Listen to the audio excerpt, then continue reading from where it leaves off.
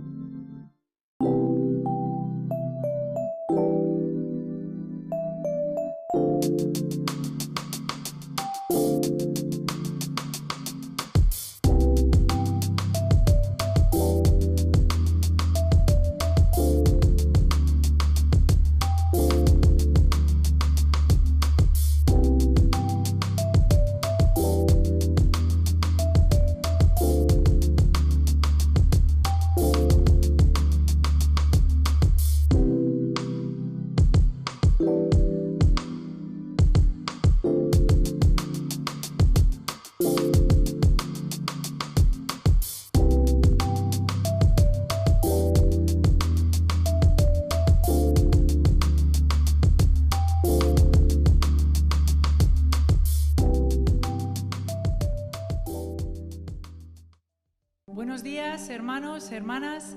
Estamos dispuestos otro domingo más, allí donde estéis, a alabar y adorar al Señor. Estaba pensando que en estas circunstancias que estamos viviendo tenemos muchas razones para estar tristes o estar con pena. Realmente son razones pues muy con fundamento. Pero yo os animo en esta mañana a que dejéis todas esas razones que tienen su lógica, y tenemos una sola razón por la que estar gozosos, alegres, y es porque Jesús murió en la cruz por nosotros y ahora somos sus hijos, y solo por esa razón hoy es un día feliz. Amén.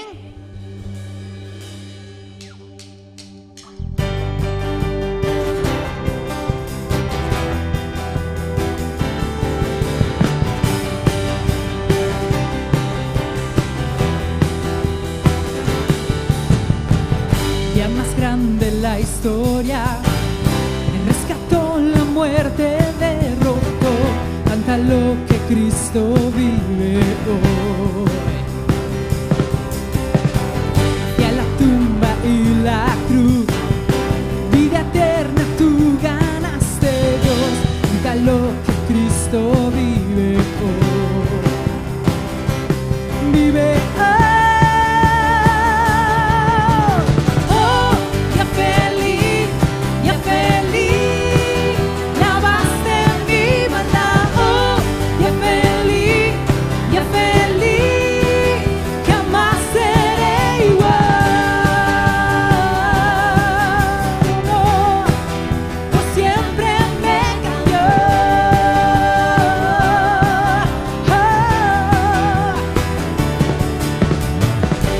donde esté en ese lugar, libre a fin de cara frente a ti. Tuyo soy, mío eres Jesús. Gozo y paz allí habrá. El dolor por fin terminará. Celebrar que Cristo vive hoy. Vive hoy.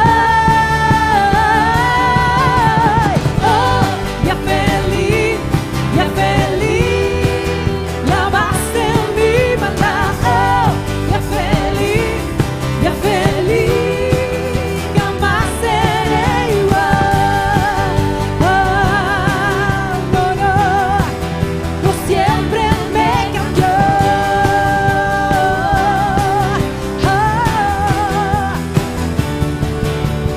Oh, qué glorioso día, qué gloriosa manera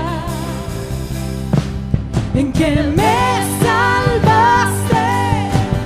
Oh, qué glorioso día, qué glorioso nombre, Jesús, Jesús.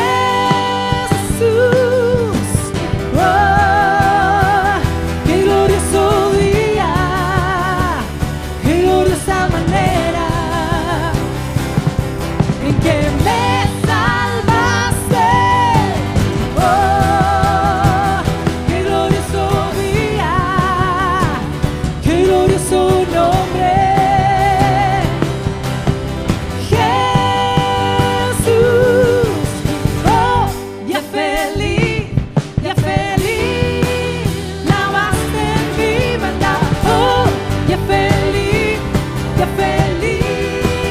jamás seré igual. Oh, ya feliz, lavaste mi maldad. Oh, ya feliz, jamás seré igual. Oh, oh, oh, pues siempre me cambió. Oh, oh, oh, oh, oh, oh, oh, pues siempre me cambió. Oh, oh, oh, oh, oh, oh, oh, pues siempre me cambió. Oh, oh, oh, oh, oh, oh, oh, pues siempre me cambió.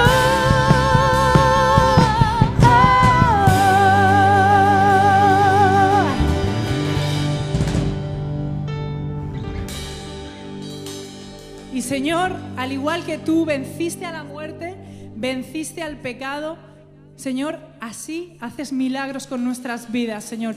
Con solo una palabra puedes abrir los mares. Con solo una palabra puedes dar sanidad al que está enfermo, Señor Jesús. Señor, en tu nombre hay poder, Jesús, y creemos que eres milagroso, Padre.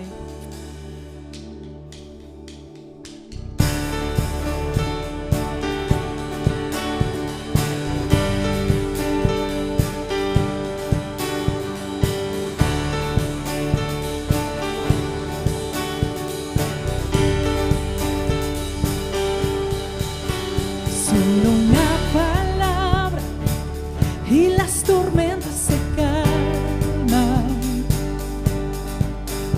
Solo una palabra, la oscuridad se retira.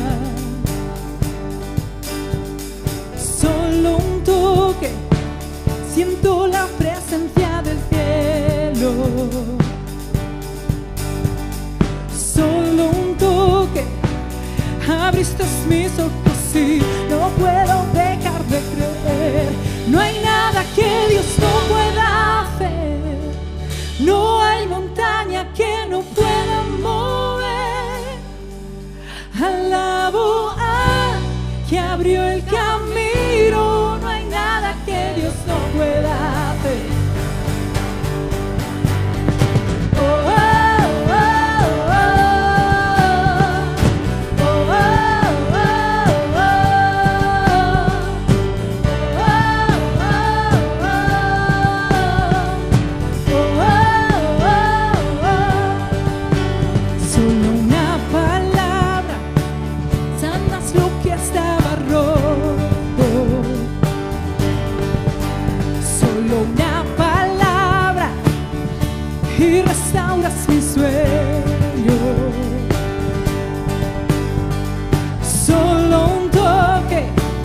siento el poder del cielo.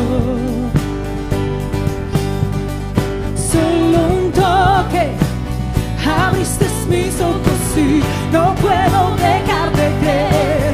No hay nada que Dios no pueda ver, no hay montaña que no pueda mover.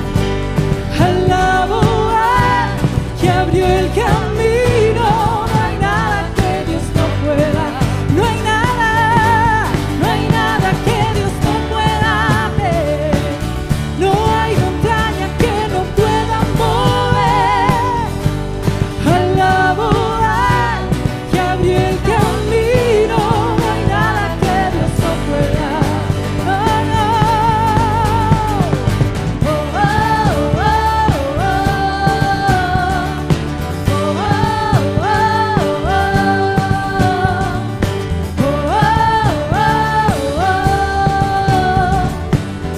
Oh,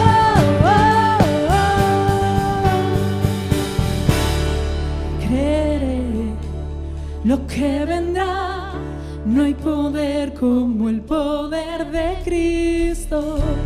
Que surja fe en la unidad, no hay poder como el poder de Cristo. Creeré lo que vendrá, no hay poder como el poder de Cristo.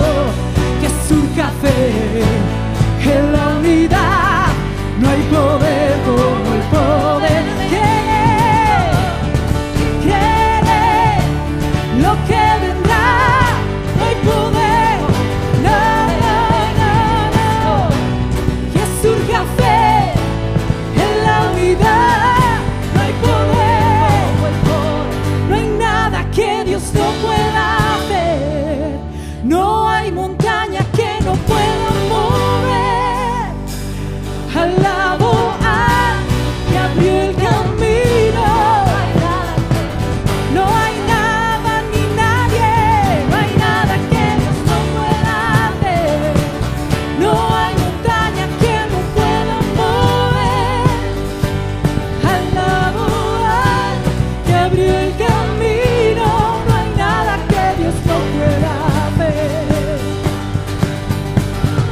Oh, oh, oh, oh. Oh, oh, oh, oh. Oh, oh,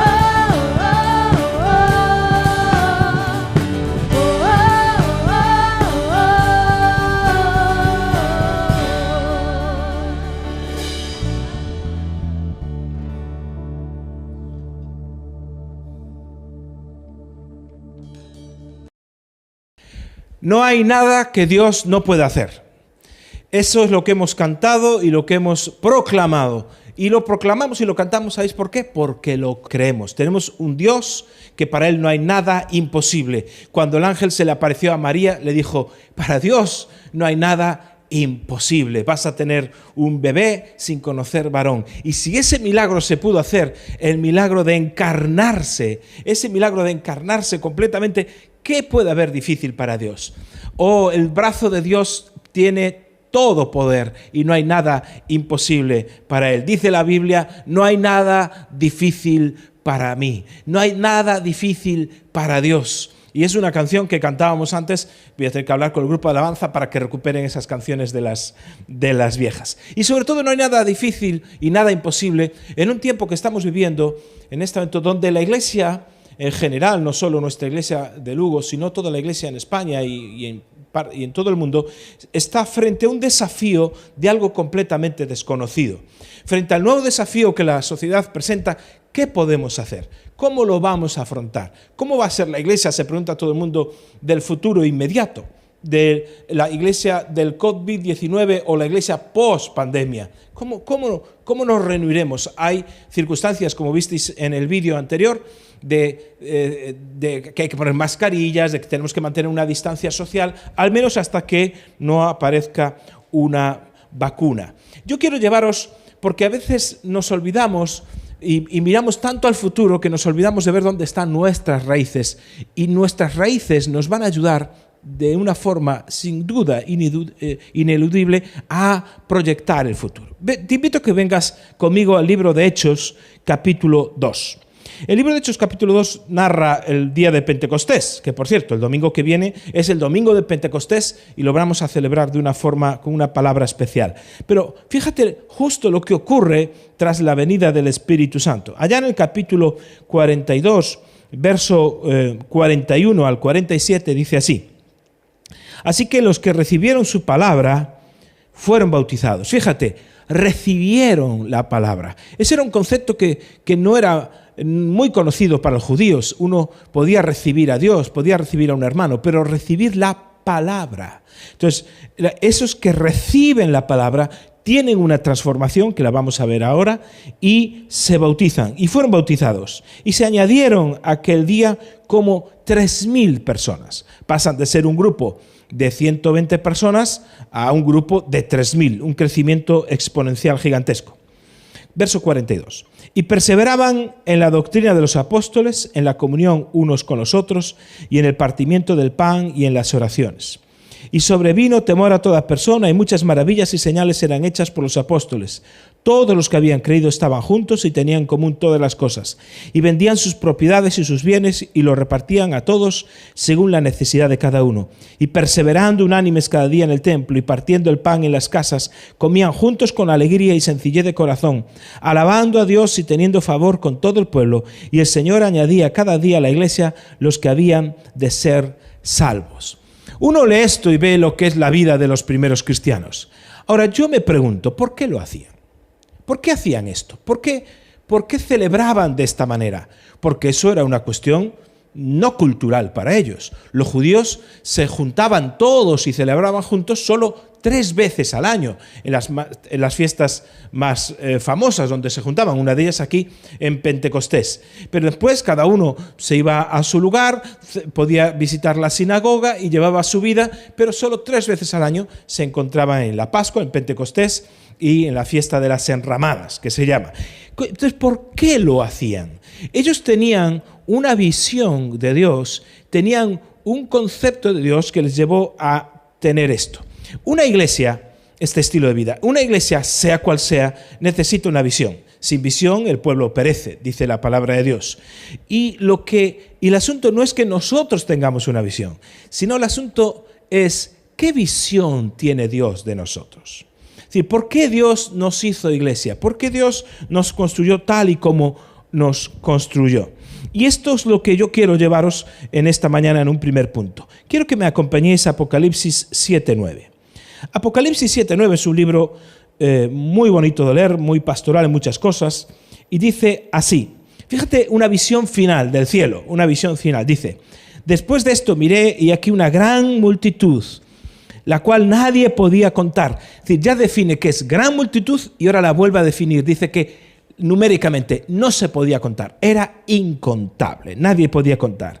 De todas las naciones y tribus, de todos los pueblos y lenguas, que estaban delante del trono y en la presencia del Cordero, vestidos de ropas blancas y con palmas en las manos. Y clamaban a gran voz, verso 10, diciendo: la salvación pertenece a nuestro Dios, que está sentado en el trono y al Cordero.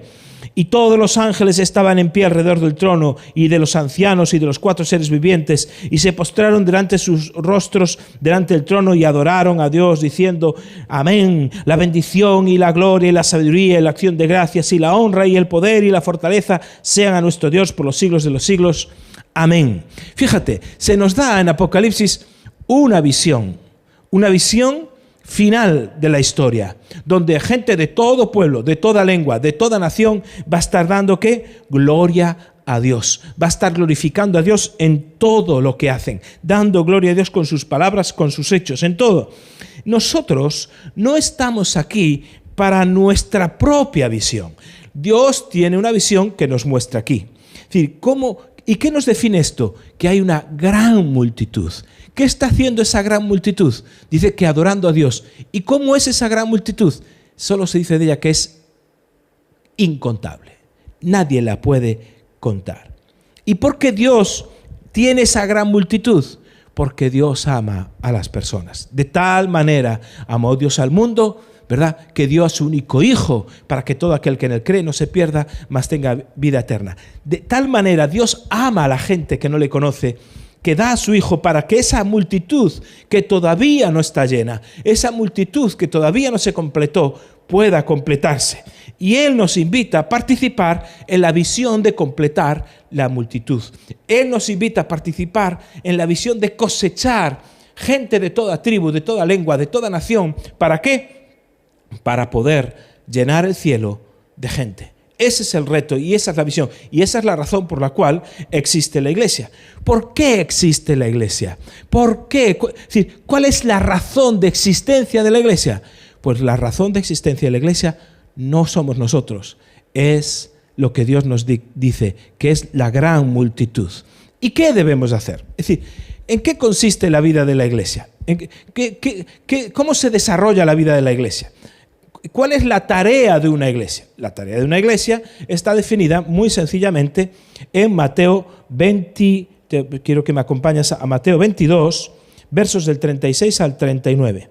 Y ahí se nos dan dos razones y después en Mateo 28 una tercera razón de qué consiste la tarea de ser iglesia. Mateo 22, 36 al 39 dice así: Maestro, ¿cuál es el gran mandamiento de la ley? Jesús le dijo: amarás al Señor tu Dios con todo tu corazón y con toda tu alma y con toda tu mente. Este es el primero y grande mandamiento. Y el segundo es semejante a este: amarás a tu prójimo como a ti mismo. Estos dos mandamientos depende toda la ley y los profetas. Lo que está diciendo, mira, todo se resume, toda la ley, todos los profetas, toda la Biblia se resume en que ames a Dios sobre todas las cosas, con toda tu mente, con todas tus fuerzas, y a tu prójimo como a ti mismo. Entonces, ¿qué debemos nosotros? Es decir, ¿cuál es la tarea de la iglesia? La tarea de la iglesia es amar a Dios. Amar a Dios. Es decir, y amar cuando alabamos, cuando cantamos canciones, cuando conocemos la palabra de Dios, cuando conocemos la Biblia, cuando estamos siendo discipulados, cuando estamos siendo perfeccionados, cuando oramos, cuando intercedemos, estamos aprendiendo a amar a Dios. Pero dice también que amar al prójimo no solo es una relación vertical, sino también horizontal. ¿Qué amamos al prójimo? Es decir, cuando nos damos a los demás, cuando estamos alcanzando a las personas que no conocen, cuando estamos desarrollando una vida o unas estrategias de amar a las personas que nos rodean, ser testigos en la comunidad, estamos cumpliendo esto.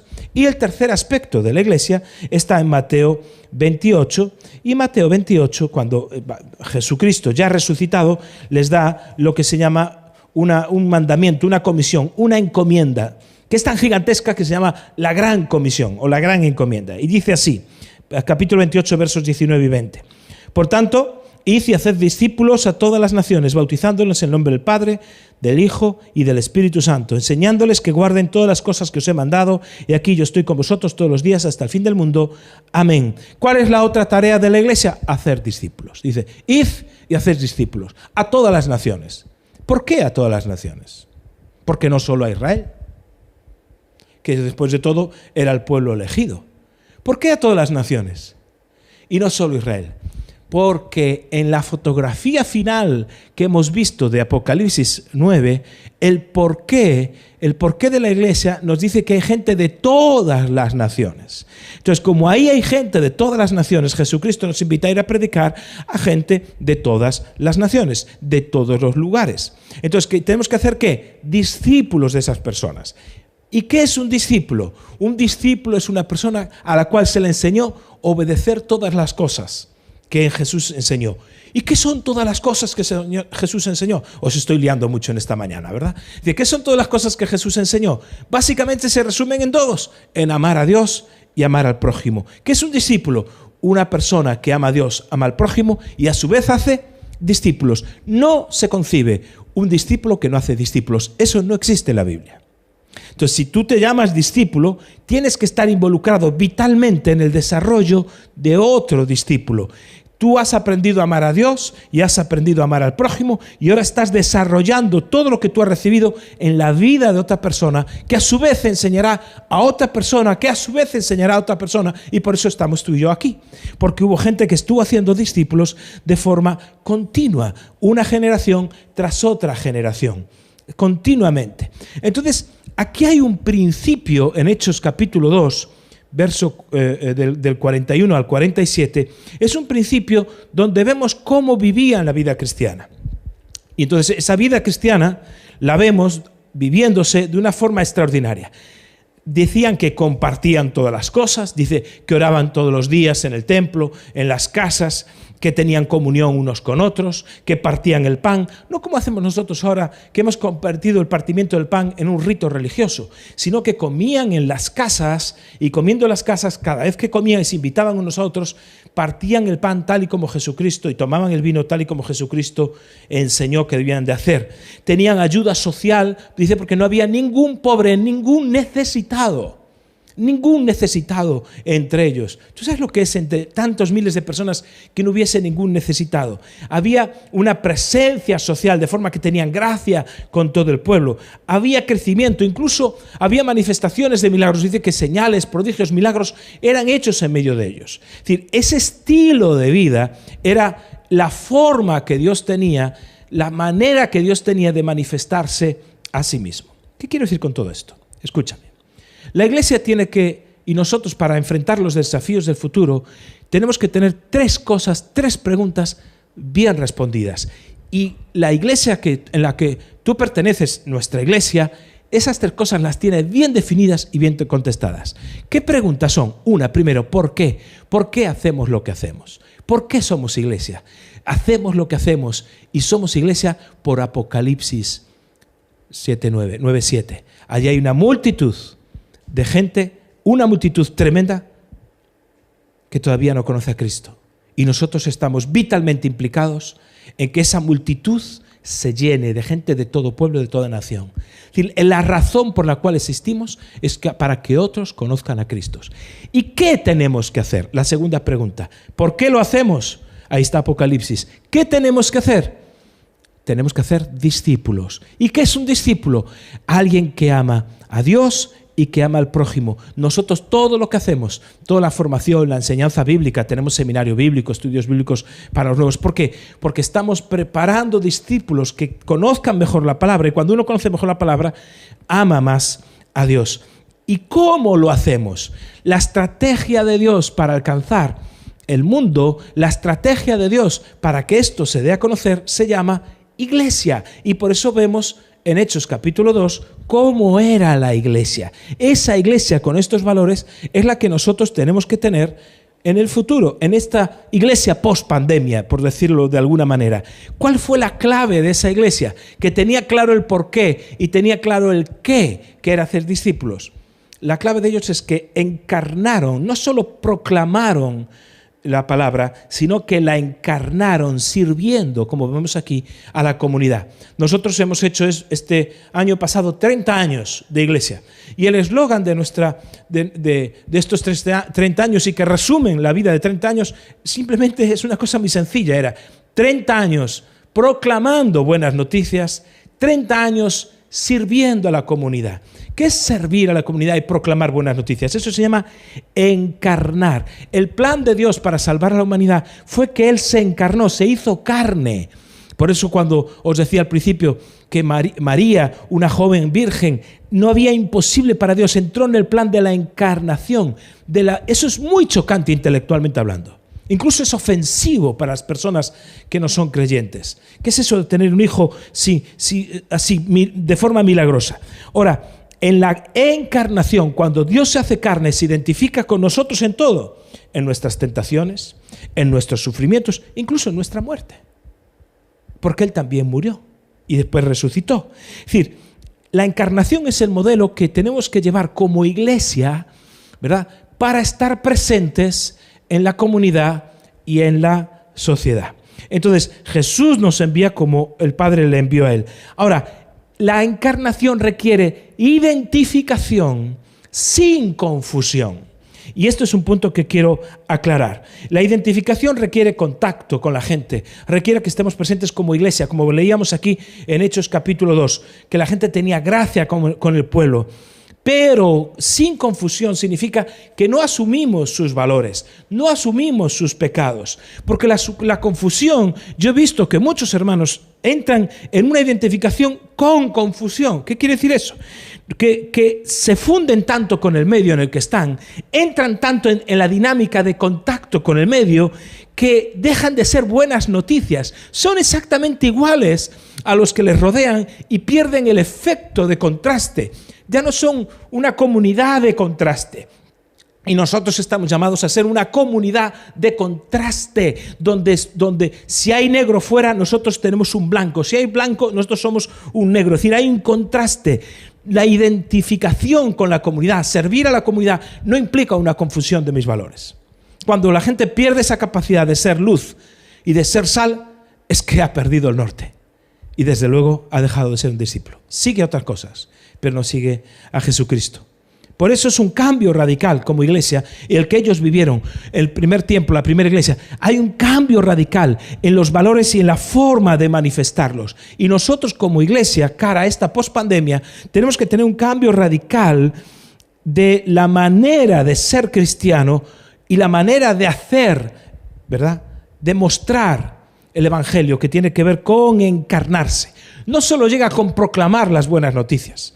La gente tiene que ver señales, tiene que ver milagros y tiene que ver que esta iglesia es una comunidad de contraste. Es una iglesia que puede decir, como Pedro y Juan le dijeron a aquel cojo paralítico que estaba en la puerta hermosa, le dijeron, míranos, míranos. La iglesia que hoy tiene que levantarse es una iglesia que le puede decir también a la sociedad, míranos, mira nuestros matrimonios, mira nuestros hijos, mira nuestros jóvenes, mira, no hay necesitados en medio de nosotros, míranos, porque tenemos la capacidad de deciros que somos un mundo diferente en medio de esto. En medio de esta confusión, nosotros podemos llevar luz. Y eso es lo que yo creo. Y eso es lo que yo predico. Y eso es a lo que yo te invito que captes. Tenemos un porqué. Hay una multitud en el cielo que llenar. Hay un llamamiento de Dios a alcanzar esta tierra de Galicia y de España. Aún del mundo si Dios nos llama. Tenemos un qué, que es que cada uno de nosotros sea un discípulo involucrado, sea un discípulo vital, que puede identificarse con el mundo, pero no entra en confusión con el mundo. No entra en esa confusión. Por eso el lugar más idóneo donde tú puedes ser discípulo, anecdóticamente no es la iglesia, es el trabajo. Es donde estás rodeado con gente, donde la gente te pueda ver y ve que tú trabajas de forma diferente, que cuando tú hablas tienes una palabra de esperanza, que cuando tú hablas tienes una palabra donde se juzga de otra manera, con la mente de Cristo. ¿O acaso no nos dice la Biblia que nosotros tenemos la mente de Cristo? Esto es esencial. ¿Y qué hace un discípulo encarnando? ¿Qué es lo que hace? Acordaos cuál fue el propósito o la razón por la cual Jesucristo vino aquí, para salvarnos, sí, pero mientras estuvo aquí. Dice Primera de Juan 3:8, cuando el apóstol Juan, que tan amado era del Señor y tan cercano a él, escribe y dice, para esto apareció el Hijo de Dios. Para esto apareció el Hijo de Dios, para deshacer las obras del diablo. ¿Qué quiere decir eso? Quiere decir que allí donde está el pecado, allí donde está el efecto del pecado, donde está el efecto de la maldad, ¿dónde está el efecto del pecado en mi comunidad? Ahí es donde nosotros tenemos que actuar y deshacer. No solo es proclamar, también es que la pobreza, que es efecto del pecado, erradicarla. Por eso tenemos tantos programas que trabajan con la gente más necesitada. ¿Por qué? Porque es un mandamiento, es deshacer la pobreza, la necesidad, es directamente ligada a la obra del mal, del pecado sobre la tierra y la naturaleza.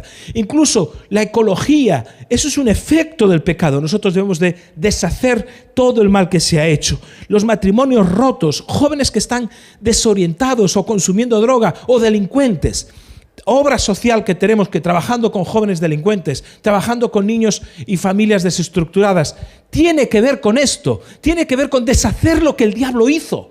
Esa es la tarea de la iglesia y esa es la tarea de un discípulo. Por eso, ¿cuál es el proyecto de Dios para poder alcanzar al mundo? La iglesia. ¿Y qué hace la iglesia? Discípulos. ¿Y cómo hacemos nosotros discípulos? Nosotros hacemos discípulos a través de una cosa que le llamamos grupos pequeños o células. El discípulo no solo es traer información que se puede hacer a través de internet como ahora, o incluso formación. Puedes formar un seminario bíblico, un seminario, o incluso estudiar una carrera a distancia, como la UNED aquí en España, la Universidad Nacional de Estudios a Distancia.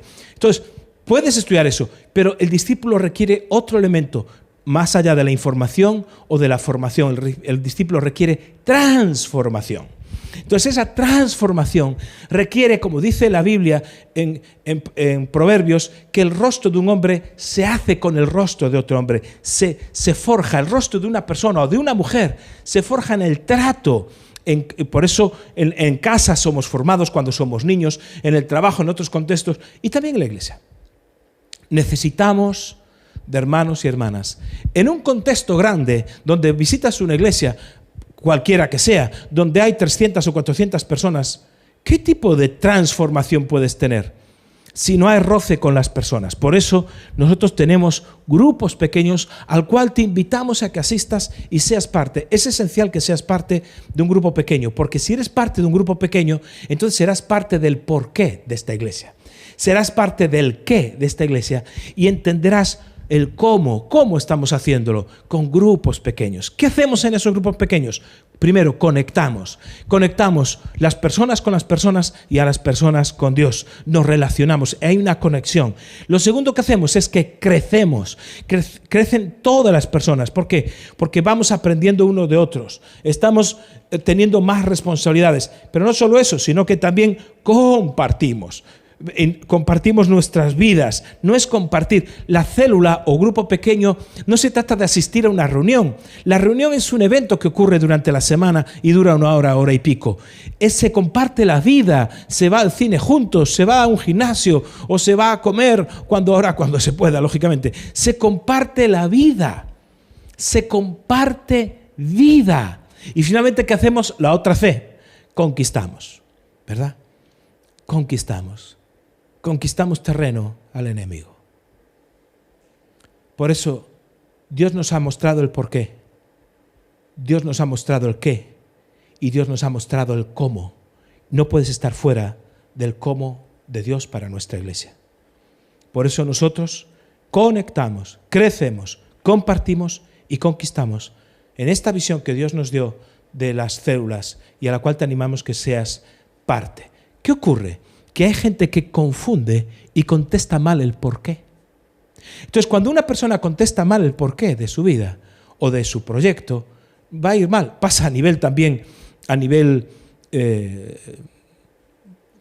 normal de la sociedad. Si una persona contesta mal el porqué de su negocio, no va a vender.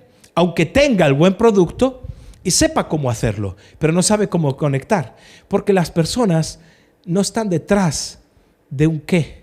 Están detrás de un porqué, de una visión que les dé sentido a su vida. Una visión que dé totalmente sentido. Por eso la estrategia de Dios para alcanzar un mundo que está perdido y desorientado es la iglesia. Y la iglesia existe para que la misión de Dios se cumpla. No es que la iglesia tiene una misión, sino que el Dios de la misión tiene una iglesia. La misión de Dios, que es amar al mundo, hace que exista una iglesia para que el mundo sea alcanzado. ¿Cuál es el problema? Que como otros confunden el porqué, hay personas que se han equivocado, han hecho de la iglesia el porqué de su vida. Es decir, han hecho de la iglesia un fin en sí mismo. Y eso es un error. La iglesia no es un fin en sí mismo. Es decir, y por eso hay muchas personas que todo el talento lo vuelcan en la iglesia, todo el dinero, todo su esfuerzo. No, eso es un error. Es el mundo el que necesita todo nuestro talento, todos nuestros recursos humanos, económicos, los que fuesen. El mundo. ¿Por qué? Porque hay una multitud incontable que todavía no conoce a Jesucristo. Miles de millones en el mundo que todavía no conocen a Jesucristo. Frente a los 2.000 millones nominales de cristianos que hay, nominales, hay 5.000 millones. Algunos conocen lo que es la Coca-Cola y no saben lo que es Jesucristo. Nunca oyeron hablar de Él. Yo me acuerdo una vez, aquí mismo en España, hablando con una persona, una mujer, en una cafetería, y me decía, no, Jesús, ¿nunca has oído hablar de Jesús? Extranjera, de corte musulmán. Decía, no. ¿Pero nunca escuchaste hablar de Jesús? No. ¿Sabes lo que es la iglesia y tal? Sí, una iglesia. Y mi hijo va a hacer allí unas actividades, una iglesia católica. ¿Y tú no sabes quién es Jesús? Dijo, no. Y estábamos en Málaga. Es decir, gente que nunca ha hablado ya de Jesús. Imagínate estos países musulmanes, cómo está esa situación. La iglesia no existe para sí misma. Es decir, La iglesia existe y vemos en esta fotografía de principios del principio de la iglesia, esa fotografía de cómo se vive esa iglesia, porque parten el pan, oran, se reúnen, suplen las necesidades, enseñan doctrina, dice que perseveraban, la palabra es perseveraban. Fíjate que dice que perseveraban en la doctrina, en la comunión, perseveraban cada día en el templo, partiendo el pan, comían juntos, alababan a Dios. Es decir, la gente era muy implicada en su vida espiritual. Es decir, la vida espiritual de ellos no era un añadido que tienen a la vida normal, ¿verdad? Bueno, le voy a dar un cacho de mi vida a Dios, un pedazo de mi vida a Dios, pero mi vida es esta. Y no, ellos dicen que eso lo englobaba todo, perseverando en ese estilo de vida. Y eso es iglesia. Y tenían gracia para con el pueblo, y aún había milagros y había señales, eran sal, eran luz, y eso es iglesia. Pero fíjate, quiero que te quede esto, porque decía que la iglesia de Dios no tiene una misión, sino que el Dios de la misión tiene una iglesia. El objetivo de la iglesia, aunque vemos aquí comunión, vemos relaciones, vemos doctrina y vemos alabanza, el objetivo de la iglesia no es alabar a Dios. El objetivo de la iglesia no es tener comunión, que tú tengas comunión con los hermanos. El objetivo de la meta no es de la iglesia no es tener una buena doctrina y crecer doctrinalmente. Todas esas cosas son fruto de la vida de la iglesia.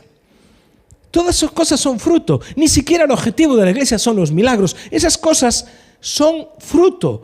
La meta de la iglesia es la misión.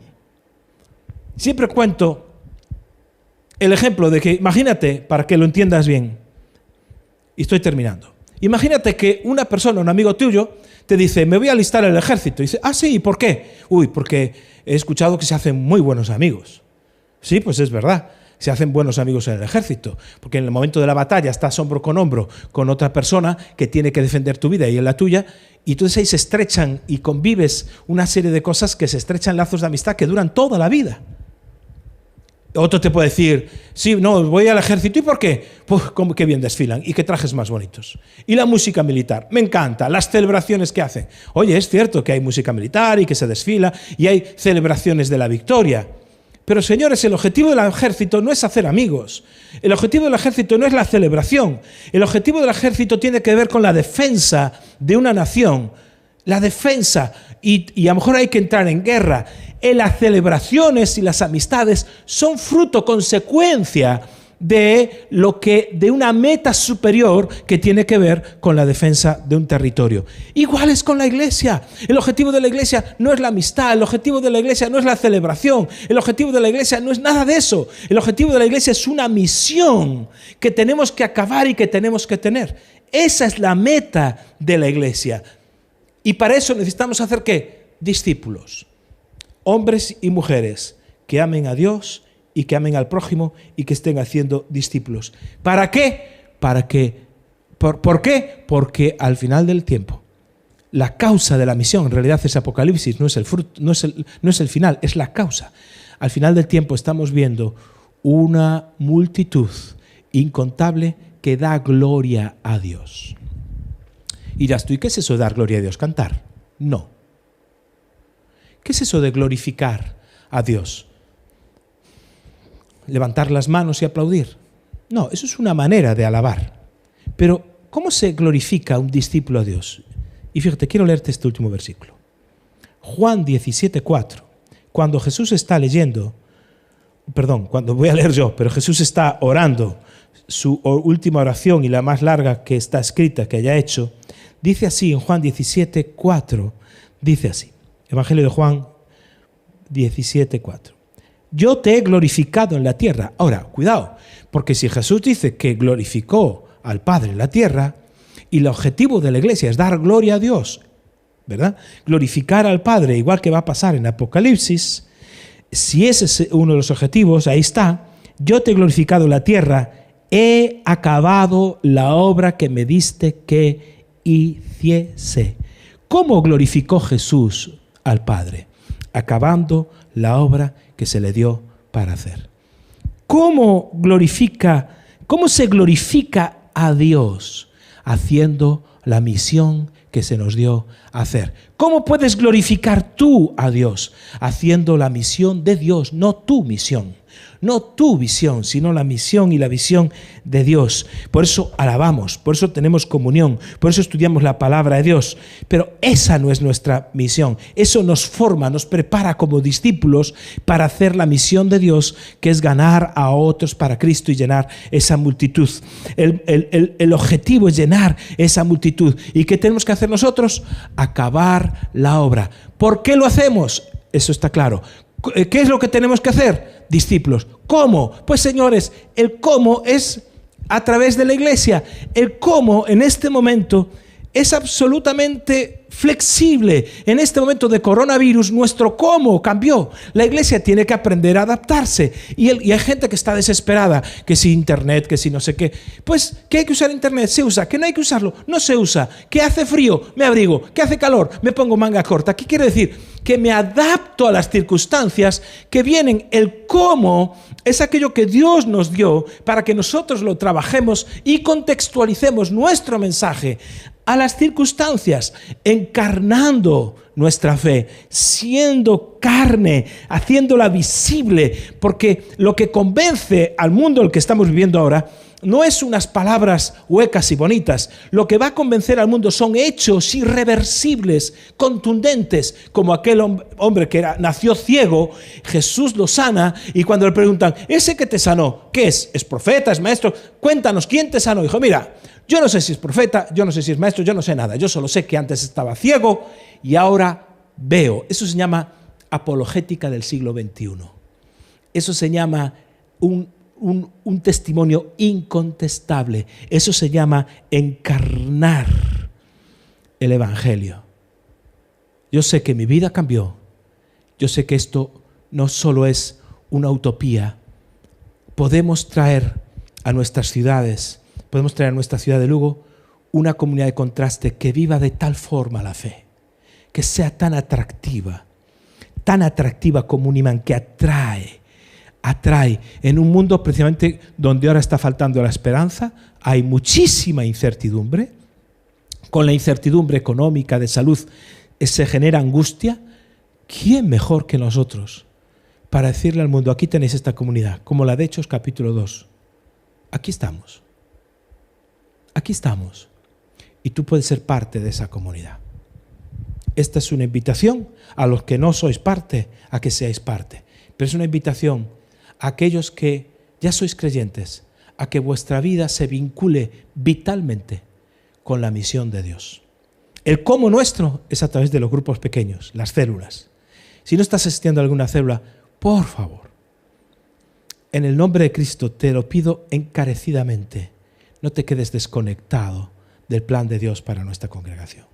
Sé parte de ella y tú sabes cómo hacerlo. Pero antes tienes que decidir en tu corazón que vas a ser un discípulo. Yo te quiero invitar en esta hora a que hagas esa decisión en tu corazón. Una decisión de decir, sí Señor, yo voy a asumir el porqué. Yo voy a hacer que tu visión, tu misión para el mundo sea la mía. Yo voy a también asumir el qué. Voy a dedicar mi vida a amar a Dios, amar al prójimo y hacer discípulos. Y Señor, yo voy a entrar en el cómo, la forma que tú nos has revelado en este tiempo. Dentro de otro tiempo será de otra manera, porque el cómo es adaptativo. Pero yo voy a entrar en el cómo que tú nos has dado para alcanzar a la tierra, para alcanzar a la comunidad en la cual estoy.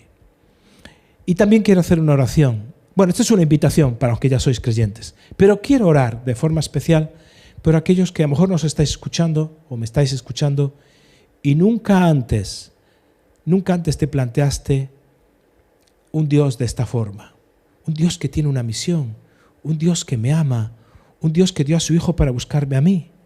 Sí, un Dios que te está dando la oportunidad de volver a su casa, de la cual estabas perdido y ni lo sabías. Un Dios que te está llamando a ti personalmente y te está dando la oportunidad de perdonar todos tus pecados para que no vayas en un camino derecho a la perdición. No solo la eterna, sino también la actual. Es un Dios que te está diciendo, ven. Es un Dios que está llamando a tu puerta. Es un Dios que te está dando esta oportunidad. ¿Quisieras hacer conmigo esta oración? Yo te invito a que allí donde estás escuchando hagas una oración. ¿Y cómo es eso de orar? Es hablar con Dios. Simplemente es hablar con Dios. Y le digas a Jesucristo, nuestro Señor, que perdone todos tus pecados y te dé la capacidad de comenzar de nuevo y te haga un discípulo que vivas para la misión de Él. Repite conmigo esta oración. Señor Jesús, te pido perdón por todos mis pecados. Señor Jesús, tú conoces mi vida desde que nací. Conoces todas mis circunstancias, los momentos de alegría, pero también conoces mis momentos de sufrimiento. Hoy vengo a ti, igual que aquellos que recibieron la palabra. Yo hoy recibo la palabra de fe, recibo el perdón de mis pecados y recibo una nueva vida. Declaro que las cosas viejas pasaron y aquí todas son hechas nuevas. Gracias por la nueva vida. Gracias por la vida eterna. Gracias por la misión que traes a mi vida. En tu nombre, Jesús, se lo pido al Padre. Amén. Si has dicho amén, significa que así sea.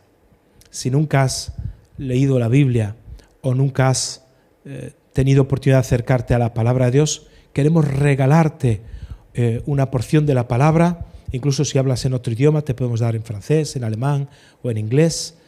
Queremos regalarte una porción, así que escríbenos. Abajo está el email al que puedes escribir, te puedes dirigir a nosotros y puedes pedir consejo o dónde podría ser atendido.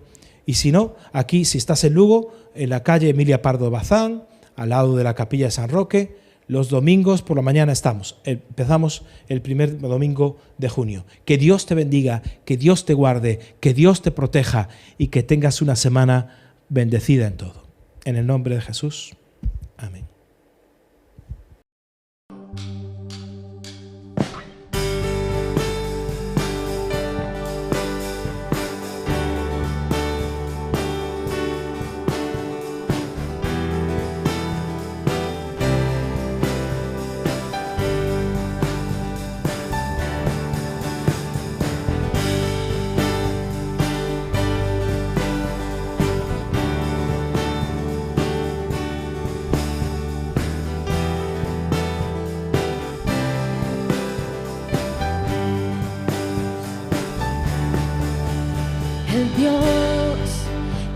Los cielos y la tierra con el poder de su palabra, reina con autoridad.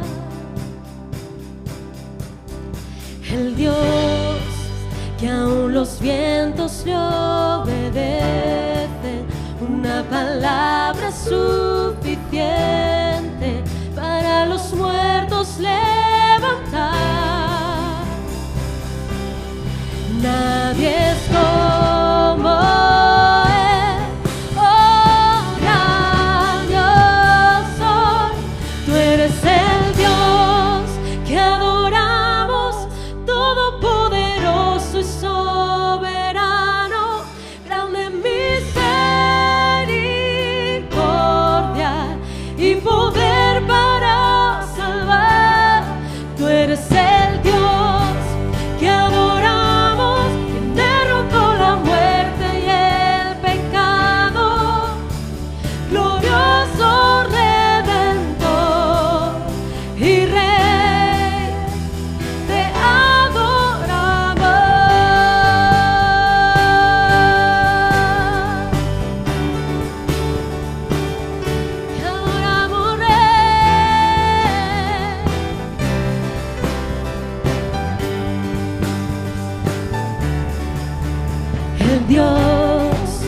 descendió desde su trono para llevar sobre sus hombros nuestra culpa y transgresión.